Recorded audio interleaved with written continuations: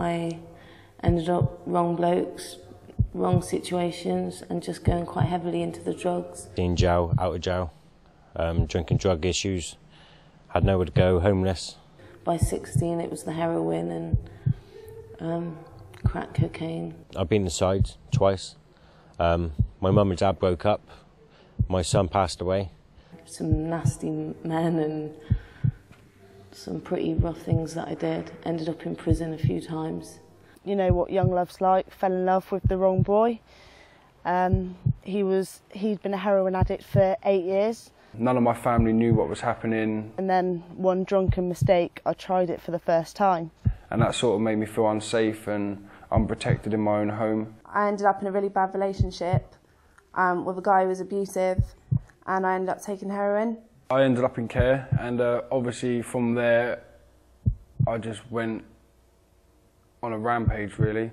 Then eventually I ended up in prison because I just carried on abusing it. I'd had enough, you know, I'd been a heroin addict for 4 years. Habit got much worse, I was getting in trouble with the police all the time. And I didn't want to live that life anymore, you know, I wanted to make something of myself. When I came out of prison, I ended up in Amber. You kind of pulled out of society to sort your issues out. Obviously there was a guidance there that I'd lacked before, and it was somewhere safe to go. I can actually gain something from being here, and they do offer a lot more than I could have in any other hostel that they would have put me in. The thing with Amber is, I think, with a gambling addiction, is that you need structure. There's so many different people that come into Amber with so many different needs, and that Amber does treat them on an individual basis. And now that structure can be meal times to getting your bed, to your washing, to getting up at things. When you gamble, you don't have any of that. So it's good that people from all different backgrounds can actually pull together and get a job done, and cooking for 35 people in one go. It's not always that easy. If you're ever feeling down or that you're going to slip back into old ways, there's always people to talk to. There's something for everyone, which is good. They just help you find ways to do what you really want to do. There's someone to talk to about every different thing. The staff are really helpful, and you can just tell they care. They ask you to do dreams and desires, where you focus on what it is you really want to do in life. What would be your dream? When I was on drugs, I just lost a lot of who I was, and I forgot the things that I was good at and what I enjoyed. It's amazing what you can do with your life if you actually want to change.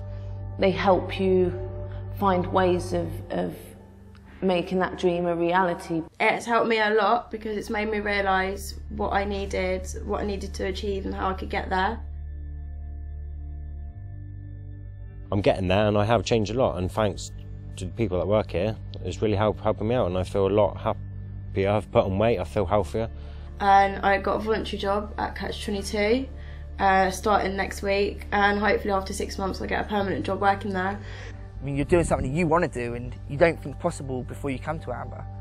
Got to go on a Bulgaria trip where you go out and you paint up an orphanage and help out there for all the kids that have had much worse lives than I could ever dream of. It opened my eyes to how lucky I am and what I can actually do with my life that other people maybe don't have the chance to do.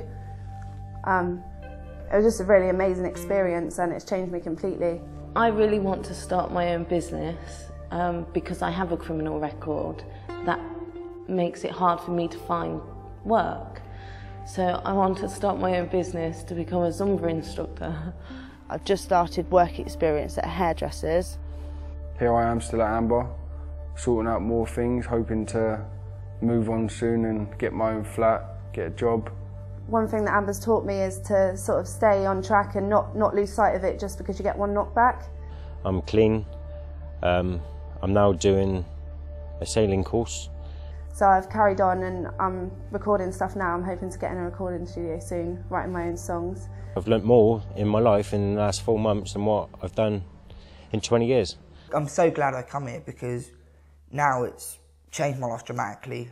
I'm ready to move on. I'm looking for flats, so which is a big thing for me.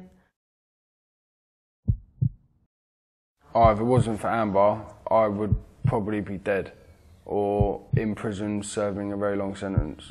Without Amber, I'd never be able to own up to my responsibilities. If it wasn't for Amber, I think I would have come out of prison and just carried on doing the same thing, that cycle over and over again. I really wouldn't be ready to move on. I wouldn't be where I am now. I was heading down a deep hole which I wouldn't have been able to get out of. It was getting to that stage. So if it weren't for Amber, yeah, I probably wouldn't be here anymore. I very, very likely would have gone back to the drugs. And Amber's just given me a chance to just be myself and look towards everything that's out there for me. I think I'd probably be in prison or not here. If it wasn't for Amber, to be honest, I think my life would be in the gutter. You know, my mum and dad would have been organising my funeral a couple of months ago because I couldn't see a future before I came to Amber.